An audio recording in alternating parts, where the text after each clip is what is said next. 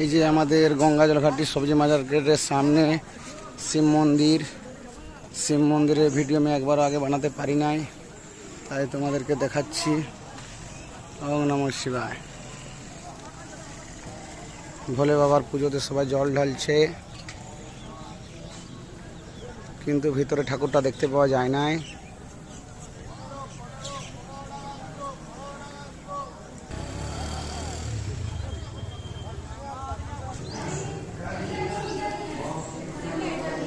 পৌঁছাতে পারবো না।